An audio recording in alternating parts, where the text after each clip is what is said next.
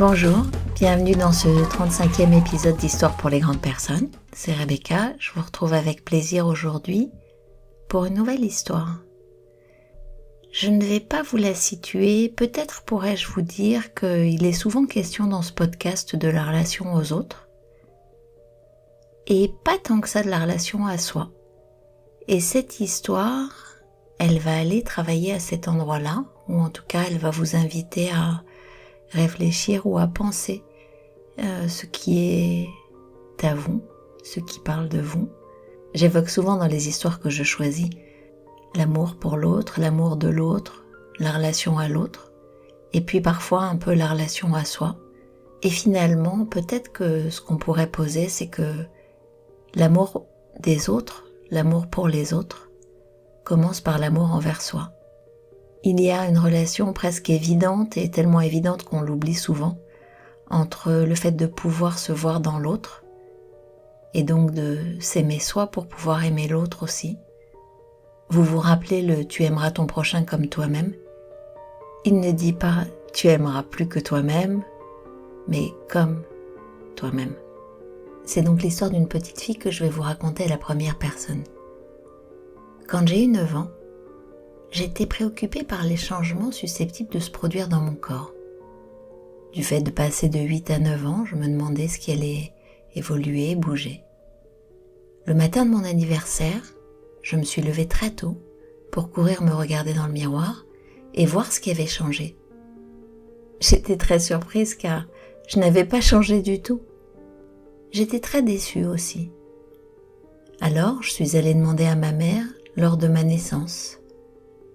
Elle m'a répondu que j'étais née à 4h20.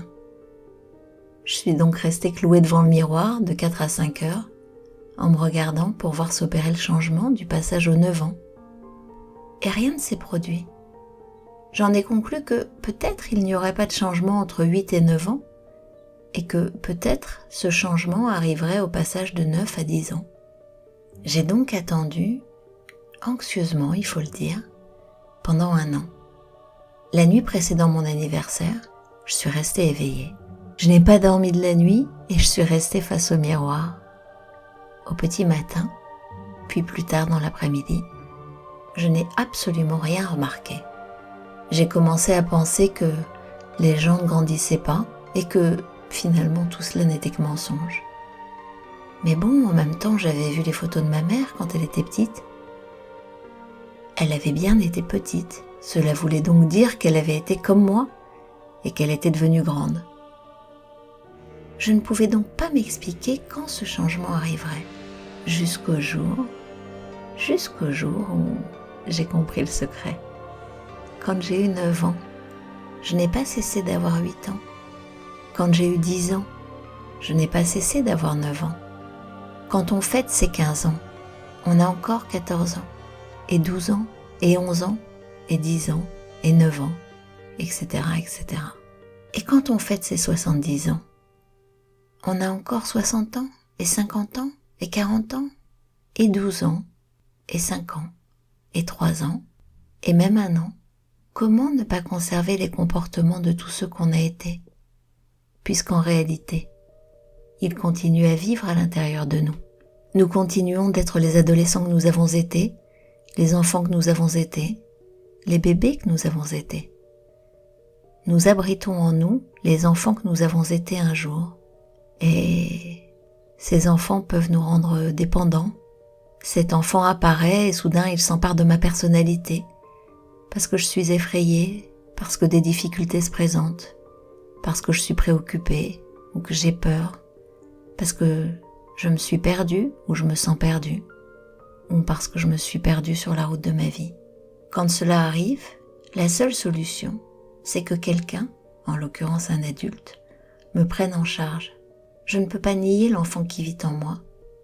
À vrai dire, je ne crois pas que cet enfant puisse se prendre en charge lui-même. En revanche, je crois qu'il y a aussi un adulte en nous quand nous sommes adultes. C'est lui, et pas un autre adulte, qui devra prendre en charge l'enfant qui est en moi. J'ai découvert cette histoire d'enfant intérieur il n'y a pas si longtemps que ça. Et jusqu'à présent, je crois que j'avais du mal à expliquer.